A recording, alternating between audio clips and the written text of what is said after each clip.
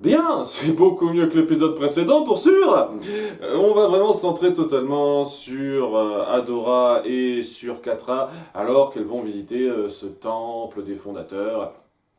Et ça va être tout simple, on va vraiment passer du temps à ressasser leur passé, ce qu'elles ont vécu ensemble et comment elles vivent ce changement de situation l'une l'autre. À cet égard-là, c'est bien fait psychologiquement parlant.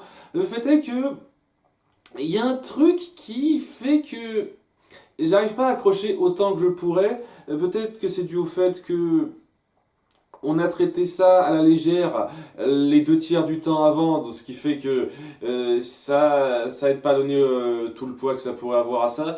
Mais aussi, je sais pas, j'ai des relents de Cassandra de la série Réponse avec le personnage de Catra, je vous cache pas, ce qui fait que j'ai des doutes assez élevés. Surtout qu'à nouveau, comme je l'ai dit, je me suis malheureusement, sans le vouloir, fait spoiler certaines choses sur Catra par la suite. Ce qui fait que cet épisode, intrinsèquement, je le trouve très bon. Mais en prenant en compte ce qui s'est passé avant, comment on a illustré cette relation, et comment je sais, à un certain degré, ça va se poursuivre par la suite, ça va se conclure à un certain degré, j'arrive pas à l'apprécier autant que je pourrais. Mais il est bien, hein, vraiment, un bon épisode, hein, je vais pas le nier une seule seconde, hein, il valait largement le coup, et ça m'a changé de l'épisode précédent, c'est sûr. Bon, il y a quelques moments légers, mais ce coup-ci, ils sont bien dosés. Je n'ai rien contre les moments légers, mais il faut savoir les doser dans une histoire, merde. Et c'était clairement pas le cas dans l'épisode précédent où c'était du foutage de gueule. Là, ça va. Ce dosage-là me convient bien, vous voyez. Enfin bref, il y a Adora qui entre dans la cité, dans le temple des fondateurs, et Catra en profite pour la suivre en se faufilant. Une fois de plus, c'est un super timing. En tout cas, elle se rend auprès du système mère ou un truc comme ça, où c'est vraiment une application d'iPhone ou une connerie comme ça, qui lui dit ok, bienvenue administrateur, alors qu'elle se transforme en Shira parce que sinon elle n'est pas reconnue en tant que telle. Bienvenue administrateur, que voulez-vous? Et elle lui donne des réponses simples toutes faites où au bout du compte elle peut pas avoir des réponses précises à ce qu'elle veut parce qu'elle voudrait ce qu'elle voudrait savoir c'est comment obtenir le pouvoir de guérir. C'est connu dans les mythes, Shira a le pouvoir de guérir donc elle adorerait avoir ça. Ce qui est quand même une fois de plus assez cheaté. Faut dire ce qui est, Shira à la base est un personnage magique ultra cheaté et le fait qu'on veuille respecter ça c'est un peu dommage, j'aurais pas été contre qu'on nerf un petit peu ça, mais au moins j'apprécie qu'on montre que ça s'apprend pas comme ça, ça s'acquiert pas comme ça les différents pouvoirs qu'elle a. C'est déjà pas mal de faire cet effort-là. En tout cas, voilà, ça marche pas auprès du serveur qui dit non. Il y a Shira qui se souvient de la personne qui lui a parlé la première fois lorsque l'épée s'est éveillée à elle. Alors, c'était pas la même que cette espèce de représentante administratrice. Elle s'appelle Grand Espoir. Celle-là conduisez-moi à Grand Espoir, mais on lui dit que Grand Espoir est pas prête à la recevoir tout de suite. Va y avoir des complications puisque Catra se fera remarquer alors qu'elle se sera faufilée évidemment en piquant une de leurs puces. Et à cause de ça, ça va lancer tous les systèmes de protection, alerte, alerte, et on s'attaquera à Catra alors que Shira, Adora, voudra la protéger. Ce qui amènera donc à ce qu'elle fuit un petit peu les lieux, tout le système de protection tout simplement, et à ce qu'elle noue un lien via une salle bien pratique, elle tombe à point nommé pour afficher leurs souvenirs. C'est une salle totalement sombre dans laquelle elles entrent, où il y aura vraiment un va-et-vient entre nos filles qui parlent entre elles et leurs souvenirs lorsqu'elles étaient enfants plus jeunes au sein de la Horde. Et enfin, j'ai envie de dire, on montre du développement entre ces deux personnages-là et leur considération, comme quoi elles étaient amies, il y avait quelque chose d'assez fort entre elles, traînaient tout le temps ensemble, mais Catra ressentait un petit peu ce sentiment d'infériorité par rapport à elle parce que on la considérait toujours comme supérieure, même si elle se sentait plus forte qu'elle sur certains points. À tous les tableaux, à chaque fois qu'on réprimandait quelqu'un, c'était elle qui prenait le plus le blâme par rapport à Adora, qui était l'enfant chéri de Ténébra. On montrera ça. À l'entraînement, c'est Adora qui finira première via un concours de circonstances un peu salaud de la part d'un des coéquipiers. Elle se sentira toujours un peu jalouse de cette façon dont Adora sera toujours mise en avant devant elle et qu'elle ne tirera pas la gloire de ça.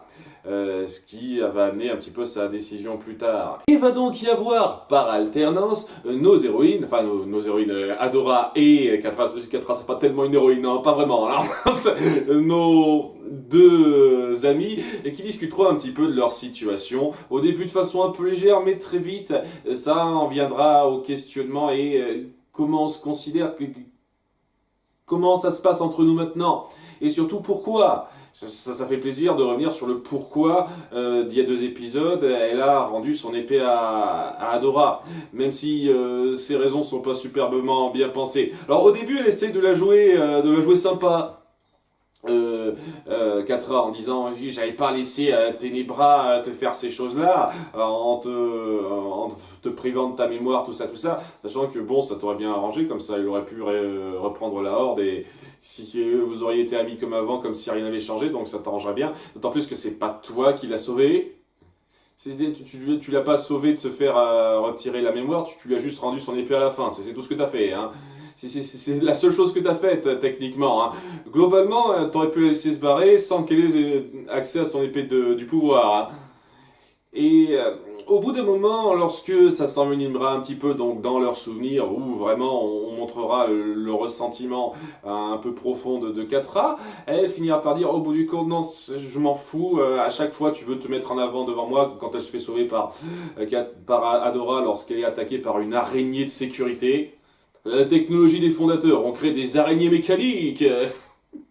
Voilà, on sent le rêve, quoi. Bref, elle se fait sauver par Adora. Elle se dit, tu te mets toujours en avant, j'aurais pu m'en sortir toute seule pour bien exacerber ça. Et au bout d'un moment, elle finit par craquer. Tu sais quoi, j'en ai marre, je veux pas faire partie de ta petite bande, je veux pas être toujours dans ton ombre. Si je t'ai rendu ton épée à la fin, c'est parce que je voulais que tu te barres et que tu reviennes pas. Ce qui n'est pas très bien réfléchi si c'est vraiment ce que tu voulais, Catra, parce que elle va forcément revenir. Elle lutte contre la Horde, elle va forcément réattaquer le coin, hein, ma fille. Hein, mais bon, c'est ce que tu as fait, c'est priver la Horde d'un avantage assez considérable. Ce que je veux dire par là, vraiment, hein, si tu tiens vraiment à te faire une place dans la Horde, j'espère vraiment que personne ne découvrira ça parce que tu l'auras dans le cul. Si les gens découvrent que tu as rendu son épée à She-Ra, tu l'auras totalement dans l'os, quoi. Totalement dans l'os parce qu'on ne te fera pas confiance et t'as permis au camp ennemi d'avoir accès à sa plus grande puissance. Donc, ouais, est-ce qu'on jouera là-dessus ou pas? J'ai le sentiment que non, j'ai le sentiment que ça va un peu clore ce chapitre-là pour justifier ce qu'a fait Catra et partir sur autre chose. Donc, mais bon, voilà, elle finit par se friter avec elle jusqu'au bout, alors qu'Adora essaie vraiment jusqu'au bout de la convaincre, d'être gentille, d'être prévenant avec elle. Ça marche pas. On voit juste après ça qu'Adora finit par se faire attaquer par les araignées mécaniques aussi, avant qu'elle puisse se transformer en She-Ra, donc elle n'est pas reconnue en tant qu'administratrice. Et parallèlement, il y aura Catra qui verra un dernier flashback sur leur amitié entre eux, où Adora dit on sera toujours là pour veiller à l'une sur l'autre. Et tu te dis, ok, c'est ce moment où son cœur est impacté, et elle finit par prendre la bonne décision pour se remettre avec son ami de toujours. Et lorsqu'elle vient l'aider face à ces araignées qui manquent de la buter alors qu'elle est dans un précipice. Mais non, parce que au bout du compte, ça la fait réaliser qu'elle a toujours été dans son ombre jusqu'au bout et que elle est contente comme j'admets, au bout du compte, de se débarrasser de ça. Il n'y aura plus Adora dans ses pattes pour être un outil de comparaison, et elle se dit, ok, ben crève. Je te rends ton épée en te faisant tomber dans le vide. Enfin bon, elle s'accroche à une paroi à peine, et elle se dit, ok, va te faire foutre, je ne m'intéresse plus à toi. Histoire de bien appuyer que ce coup-ci, c'est clair et net, on n'est plus ensemble. Hein. J'ai choisi mon camp, c'est pas avec toi, et ça me fera un bien fou de ne plus penser à toi. Ce qui est assez fort hein, comme revirement à faire, hein, c'est assez osé, j'apprécie beaucoup. Hein. C'est un moment assez pivot du personnage, et ça montre que soit maintenant elle est irrécupérable, soit il va falloir faire des efforts démesurés pour amener à ce qu'elle se rachète. Ça se termine sur elle qui rapporte la puce. Je sais pas comment elle est sortie exactement du temple, vu qu'on le précise pas, alors qu'une fois de plus, c'était censé être Adora qui pouvait activer certaines choses. La porte du temple s'est fermée la dernière fois. Comment elle a réussi à ouvrir ça, je sais pas. Elle a tout cassé avec ses griffes, on va dire. Et elle ramène ça à Entrapta, qui est toute contente, et on continue leur petite dynamique, et je sens que la dynamique entre ces trois-là va me gonfler, sincèrement. Là, ça va à petite dose, pendant 30 secondes, ça passe, mais si ça va être que ça durant tout le long, ça va me gonfler, quoi. Et sinon, on sent qu'il y a une amertume qui s'est créée, vraiment, en Catra, qui dit, ok, maintenant, je vais œuvrer pour mon bien et je vais pas penser aux amis et tout, même si Scorpia et Entrapta essayent d'avoir cette approche un petit peu amicale. Tandis que, évidemment, Adora ne va pas mourir, c'est évident, et que Grand Espoir finit enfin par apparaître devant elle pour lui dire de lâcher prise. Alors, le petit détail que je trouve bizarroïde, je vous cache pas, mais vraiment bizarroïde, parce que au début, il y a donc cette espèce d'hologramme d'administrateur là qui dit pour trouver grand espoir, il faut lâcher prise.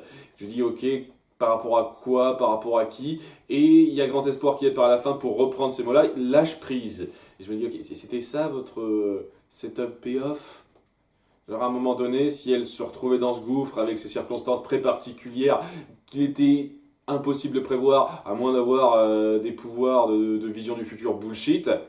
À ce moment-là, c'est toujours du foutage de gueule pour moi, ça, ce genre de concept, mais ne partons pas trop vite en besogne. Bref, c'est ça, votre setup payoff, ok, merci pour rien, ça veut rien dire. Enfin bref, ça convainc Dora qu'il faut lâcher prise face à la paroi dans laquelle elle se trouve et tomber. Et j'imagine que c'est ça qui l'amènera à une plus grande réalisation de ses pouvoirs et plus d'explications sur les fondateurs, etc. etc. Donc ouais, c'était pas mal pour exploiter davantage la relation entre Adora et Catra et montrer avec une certaine force le revirement de Catra. C'est très très bien fichu dans la mise en scène à plusieurs moments. C'est un bon épisode bien fait, vraiment. Il y a quelques petits soucis par rapport au fait que ça n'a pas été extraordinairement bien illustré dans une partie des épisodes avant.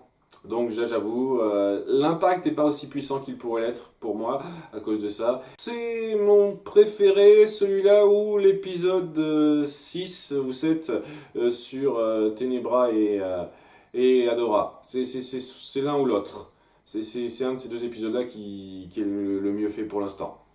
Et ouais, des épisodes comme ça, j'en veux régulièrement. Hein. C'est du bon, hein, vraiment du bon. Faut voir par la suite. À bientôt pour l'épisode 12. Bye!